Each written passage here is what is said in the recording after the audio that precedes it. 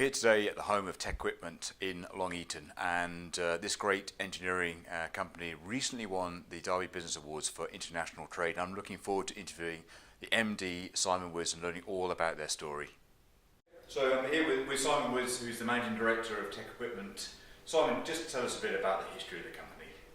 Okay, well, originally TecQuipment was set up by a guy called Professor Pope, who was a head of department at Nottingham University.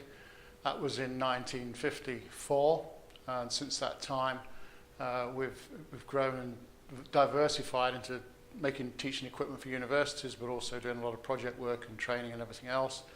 And in 2008, I bought the company out from the TQ Group, and since that time we've now concentrated on just doing educational products for universities, technical colleges, training centres. So that's us in a nutshell.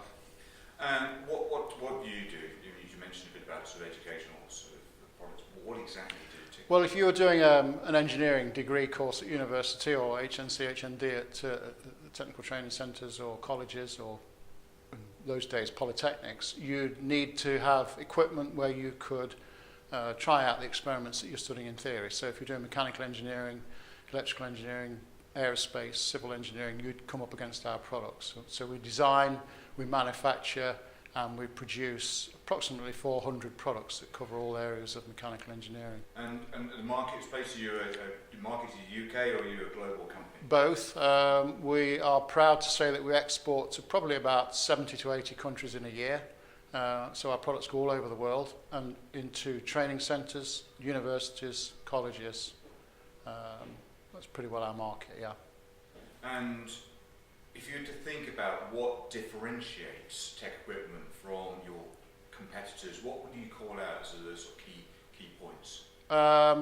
That's an easy one. It's quality. We manufacture on site, and very few of our competitors actually manufacture the products that they sell. They buy them in from other companies, other countries, rebadge them, rebrand them, and send them out again. Some of our main competitors also manufacture, but that gives us an advantage of we can control the quality, which we do, and is very, very tightly controlled here. We're at ISO 9001, so that takes care of procedures. We can also control our deliveries, so we can improve our deliveries and bring them down and beat our competitors on that as well. So those are certainly the areas where we can concentrate and focus in, and for that we can give now a 3-year warranty on all of our products overseas and in the UK, so that differentiates us above our competitors as well. So, and is innovation important to you here? Yes, we've set up our own research and development department team upstairs. We've got some of the best engineers in the business that work for me, so I'm very fortunate there. So they have a pleasure dome on the top floor, which we do all of our new product development in there. So we listen to our customers, we listen to our agents, we look at the curriculum and how it's changing in the universities and how the subjects are being taught, and we take note from that, and then we put in new products, design new products, and refresh some of our older products. So we've got quite a list of new products that we're involved in developing now, and it will be out in the next sort of 6 to 12 months, so quite exciting. And how many team members have you got? We've got 90 on site. Everything that you see here is what we have. We have all of our customer service, our sales, our marketing, our engineering, our development teams are all office based here. And then about 60% of the staff are in the factory. So we have fitters, electricians, welders, fabricators, machinists, test engineers. So we pretty well do everything on this site. So excellent. And recently you did very well at the Derby Business Awards. What category did you win?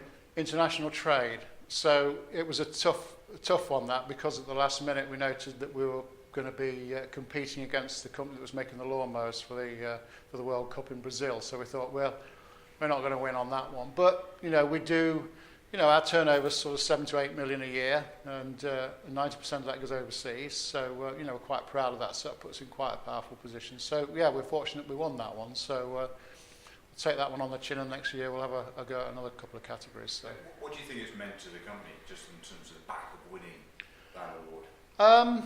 Quite a bit. I mean, we put it on our website pretty well straight away. So a lot of our agents, they're our first line of selling overseas. Our agents do a lot of the hard yards for us getting into the universities and talking to the customers.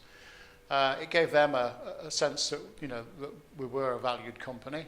So that helped us there. We've had a lot of approaches from local companies that want to get involved with us, either supplying us with services or parts or products or sort of things. So, you know, it's brought a lot of local interaction.